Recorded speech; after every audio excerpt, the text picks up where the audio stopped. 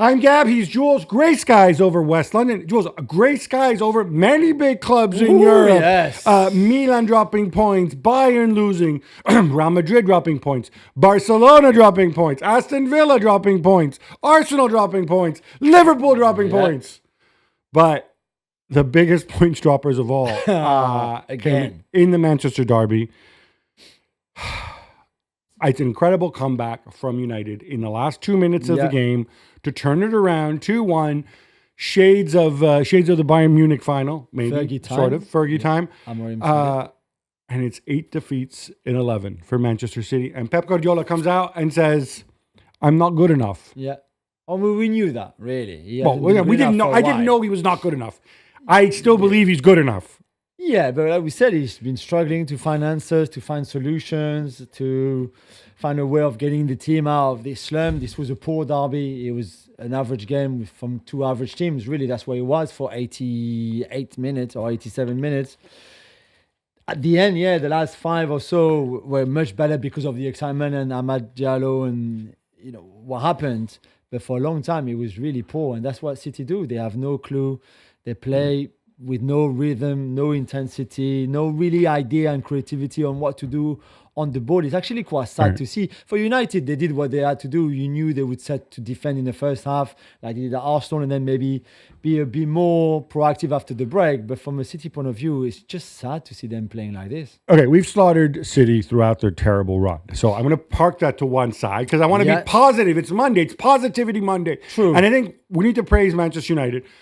And especially Ruben Amorim, because whatever you think of him, and I think this is a really, really big deal, his decision to leave Marcus Rashford and Alejandro Garnacho, not just out of the starting 11, but out of the matchday squad, takes giant cojones, or whatever the Portuguese term for that is. I am really impressed with it. Now, he did it in a calm way. He said, like, hey, watch everything, and, maybe next week they'll come in and whatever. They're not training well enough. This is not normal. Like, this is something that happens very, very rarely. And there's often something behind it. We don't know, there might be something behind it or not. Either way, it's courageous. Because if you get spanked in this one, it's 3 defeats on the bounce, and you're leaving out Rashford and Garnacho. Yeah, and I guess he's still in that kind of honeymoon period, isn't it? Where he can do whatever he wants. It wouldn't have been a honeymoon if it had backfired. I mean, would it have been better with Garnacho and Rashford? I'm not so sure. That's the thing. He knows right now he can he can take the decision he wants. He can play you and me. He can do whatever he wants. He's still he knows that needs time. I think he's got carte blanche to do whatever he wants without really being questioned. That's what I meant by that, I think. I don't know. I still thought it was an act of tremendous bravery. We know what the media is like because we are part of the mainstream media agenda. And I can tell you, I'm 100% certain that if he doesn't even put them on the bench and he comes out and announces that, oh no, basically saying they didn't train well. But if they're not good enough at training, why would they be in the squad? I don't understand. Because you started Mason freaking Mount in place of them, and you don't even have the option to bring them on. I'm sorry. This is what the reaction would have been. Yeah, but I see his point. He said they're not good enough at training. Why would I take them? I'm not criticizing his point. Yeah. With hindsight, it looks perfectly reasonable. I'm saying it took a lot of courage for ultimately a new coach with an owner who right now nobody likes, with a team that's lost 3 games in a row, that's in the bottom half of the table, to go and make that call, I think is a really, really big call. Whatever else this guy has a lot of personality, and he's very courageous. The turnaround at the back, we saw Amad Diallo played in a different position. Yeah. Okay, I had bigged him up all along, of course, so I get this warm and fuzzy feeling. But he was devastating, I thought, in that 10 role. I imagine some games he'll go back to playing wing back. I think it's great from Amorim again because Ahmed has been his best player since Amorim arrived in that right wing back position, and he could have left him there. And the fact that he's still trying to find other ways and see players in other positions to see if they might be better there, they might suit the team even better. For him to try Ahmed as an inside 10 against Victoria Pilsen in the Europa League in midweek was one thing, but to then do it again against City on Sunday in the derby was even bigger. And again, it goes back to what you were saying about his personality, the cojones, etc. And we said before Amorim arrived that Ahmad had played as a 10 for Sunderland, but that's one thing to do in the Championship. with Sunderland, and another thing to do it now. But yeah, amazing, really amazing. And I want to stress too that in the end, if you look at the XG and whatever, and not just with the late penalty and the Diallo goal, Jules, we said it was not a very high quality derby. Derbies often aren't. There was intensity. I thought in the first half, especially though, it was just a lot of inaccuracies, misplaced passes, whatnot. But in the end, even if you take away that kind of late turnaround, I thought United had the better chances. And can you explain to me why that wasn't a penalty, the Ruben Dias incident? Yeah, I the only reason I could see, because he looks like he misses the, I mean, it's not, he misses the ball and then makes contact with Hojlund, almost blocking Hojlund's way once he's missed the ball trying to kick it. You're allowed to do that? No, maybe Hojlund the way Hojlund goes down, maybe. All right. This is what bugs me a little bit, right? And I don't want to bring it back to VAR, but I will, right? You have a very experienced referee. I don't even know who was on VAR. It's obvious that Taylor doesn't have the angle to see. Taylor's a fine referee. He does not, I know for a fact, he does not have x-ray vision. Yeah. So from wherever he was, further up the pitch, he does not have a clear view of it. Taylor can't know if Ruben Dias got the ball or not. And to me, the VAR should say, look, this could be a penalty. They said, look, go look at it. Yeah. And this is one of the situations where, I'm not saying you have to have excessive VAR and whatever, but this is obviously a judgment call that the referee needs to make. The referee, not because he's a bad referee, but simply because of the dynamic of the play, is not in a position where you can judge that. I mean, am I wrong here?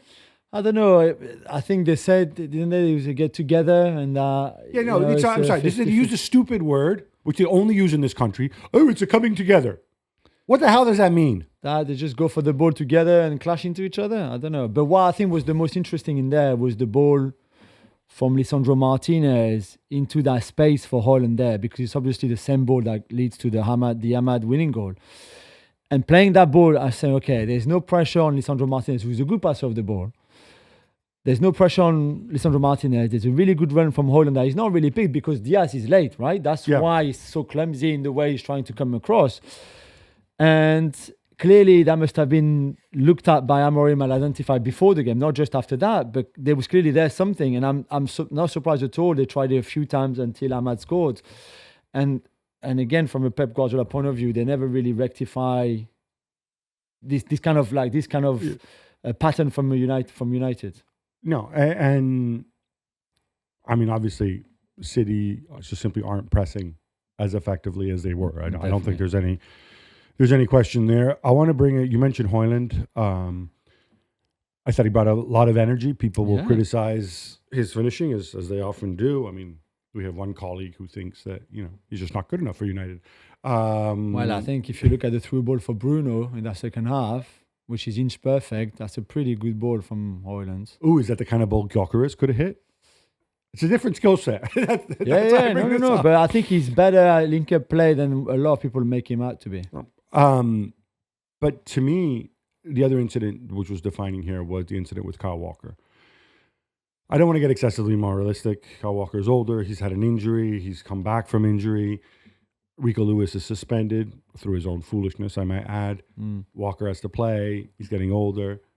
There's two things that really bug me here. One is I've had enough of people talking about how fast Kyle Walker is.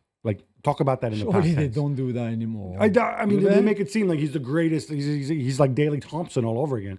And secondly, the incident with Hojlund, I don't want to get moralistic, but this is really embarrassing. You're in England. Yeah, I know. All those stereotypes about cheating foreigners, conning the referees, all this garbage that people throw out. Yeah, they go head to head. For people who haven't seen it, they go head to head, but they head against each other. There's no movement from either of them, and then Walker falls to the ground holding his head. Okay, this is why I have to ask. He does know there's VAR in this game. Yeah. Right? He does realize that. Why isn't that a yellow for simulation? Yeah. You're right. That's a fair point. I mean, the referee ended up and this is, this on my comms, this sort of whole dismissiveness. Oh, well, coming together, another coming together, right? It's like, oh, yes, handbags, book them both, move on. I'm like, no. You want to give one yellow card because you get in each other's faces to each? Fine. But then you need to give a yellow card to the other moron for chucking himself to the ground like that. Like seriously, when foreign players, no, but this really bugs me still. No, I hear you. What are you doing? And I think if Pep could have, I think he would have taken him off at halftime. I think if Pep could have, Kyle Walker would not be playing for this team anymore. I really think he's playing because he has to play him. There's nobody else. Kyle Walker should keep a really low profile considering how bad he's been through this whole season. Yesterday he was wearing the armband, so you're the Manchester City captain. You're already not very good on the pitch, and then you go and do that. Embarrassing, as you said, your own club, your own fans, in your own stadium. It's and not he could have been sent off. How much fun would it have been for City to play with 10 men against 11? I don't know about that, but I don't know. You're just keep the low profile. Don't do stupid things like this when you are struggling like you've been all season long. He's not the only fullback who acted in a very foolish way. We'll get to the other one later. I'm just gonna just a little foreshadowing. His big hair. For him, he's not a fullback, so he was playing completely out of position. I wanted to. I think we. When I look at United where they are, he obviously wanted to start Bruno in the deeper position, and then Mount goes off and brings on Cobby.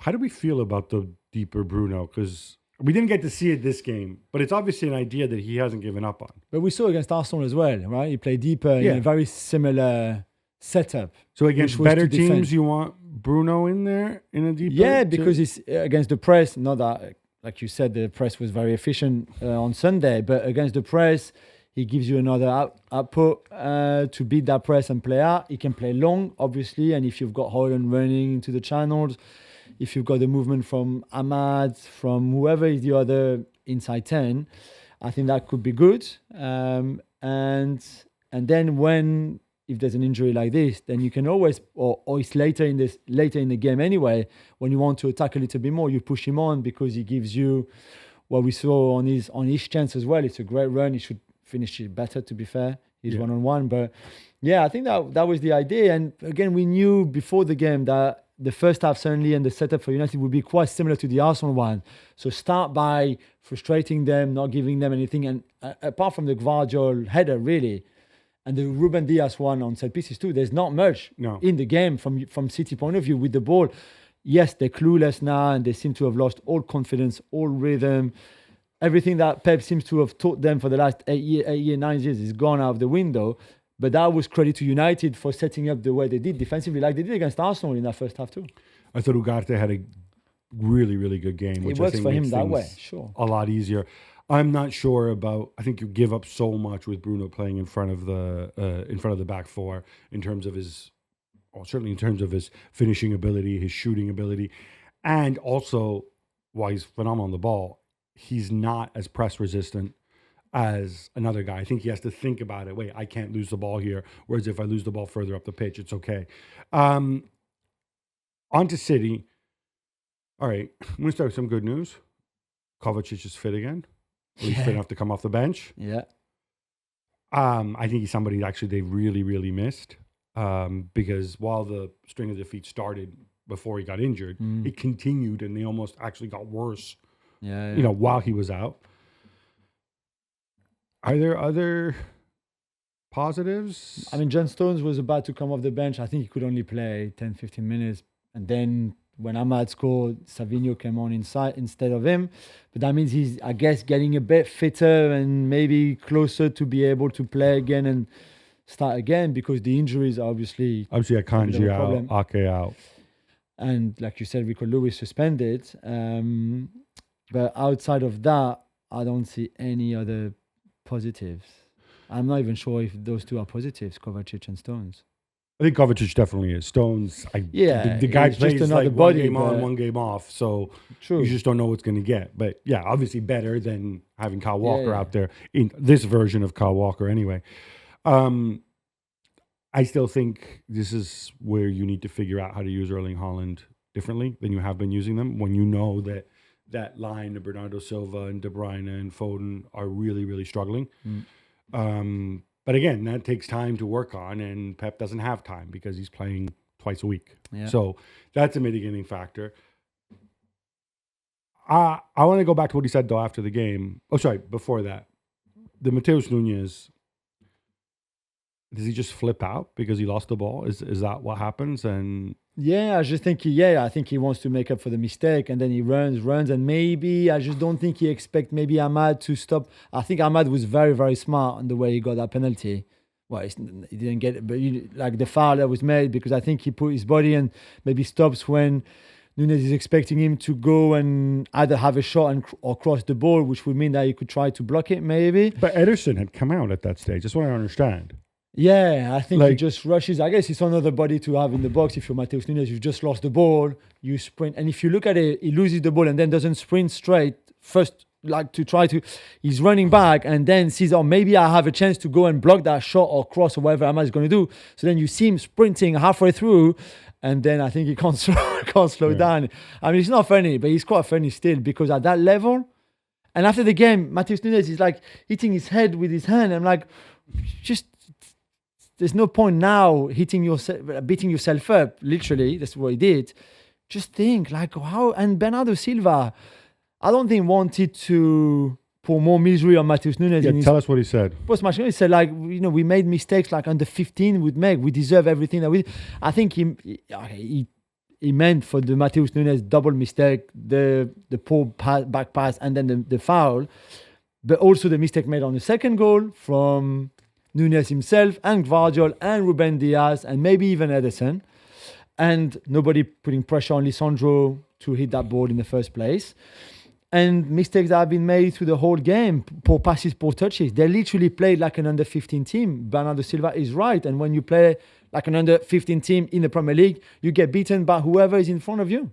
I want to go back to you always often like to talk about substitutions. I get the fact that you're 1-0 up. You want to see the game out. And then we know Pep does not like to make, he's not one of those, let me use all 5 subs. Yeah. But I thought, why not freshen things up when you can see that the energy is falling, right? Yeah, completely. You know that you have Savinho and Grealish, different story. Grealish, I think, merits a whole book unto himself. But like, if you want energy, Savinho will give that. If you see that De Bruyne is, why not make these changes earlier?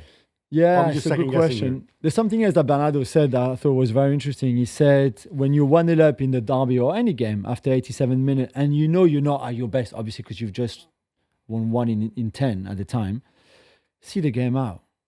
Just be smart. And against Feyenoord, when they're 3-2 up, so they were already 3-0 up. Then he goes back to 3-1, 3-2. 3-2 up.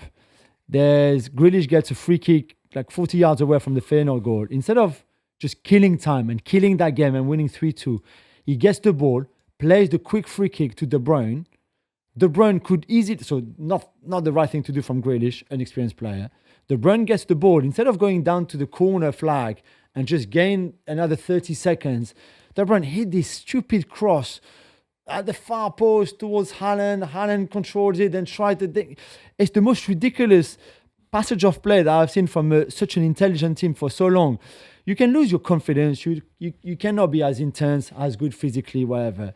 But really, if there's one thing I would have told you before about Kevin De Bruyne and Bernardo Silva, is them losing their intelligence during game, you would have never believed it. And that's exactly what happened. This team is not smart anymore at all, when they used to be one of the smartest teams that we've ever seen in English football. And I just don't know how suddenly Bernardo Silva and Gundogan and De Bruyne becomes like stupid players to make stupid mistakes like that.